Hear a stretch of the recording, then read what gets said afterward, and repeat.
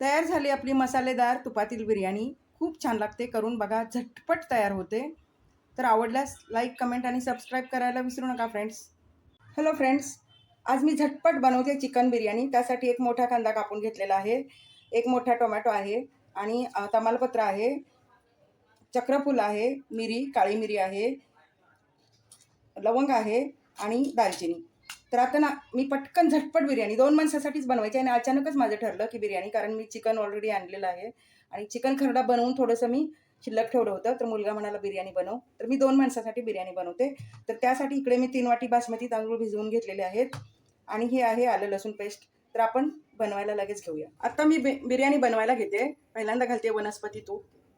एक मोठा चमचा वनस्पती तूप आहे.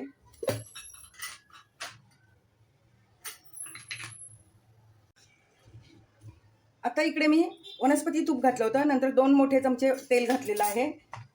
आता घालूया आपण हे सगळे खडे मसाले.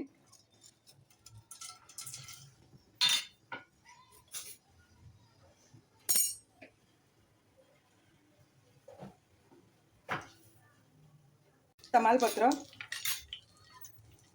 लगेच घालते कांदा. हे छान परतवून घेऊया. आता कांदा लाल झालेला आहे. घालते आलं लसूण पेस्ट. 2 चमचे आले लसूण पेस्ट घालते, कारण बिर्याणीला खरी चव आलं लसूण पेस्टमुळेच येते. कांदा चांगला लाल तळून झालेला आहे. त्याच्यात मी घातला गरम मसाला, धना जिरा पावडर आणि हळद. ते पण चांगलं हलवून घेऊया.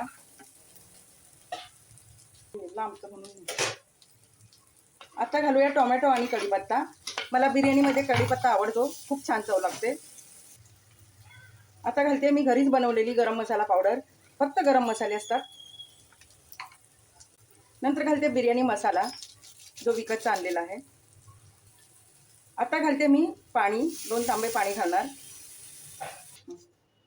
आता घालते चवीपुरतं मीठ. आता घालूया थोडासा लिंबाचा रस. त्यामुळे बिर्याणी सुट्टी सुट्टी होते आणि बिर्याणीला छान चव येते.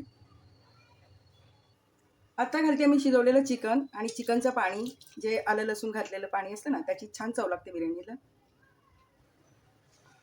आता इकडे छान उकळी आलेली आहे. मी घालते तांदूळ.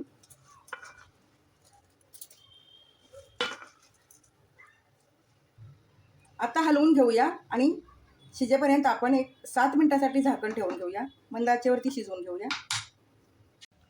आता बिर्याणी शिजलेली आहे. वरून घालूया आपण तूप आणि परत 2 मिनिटं वाफवून घेऊया. तूप असं चारी बाजूनी पसरवून घालायचं, छान चव येते. मी इकडे कांदा तळून घेतलेला नाही, कारण मला 2च माणसासाठी बिर्याणी बनवायची.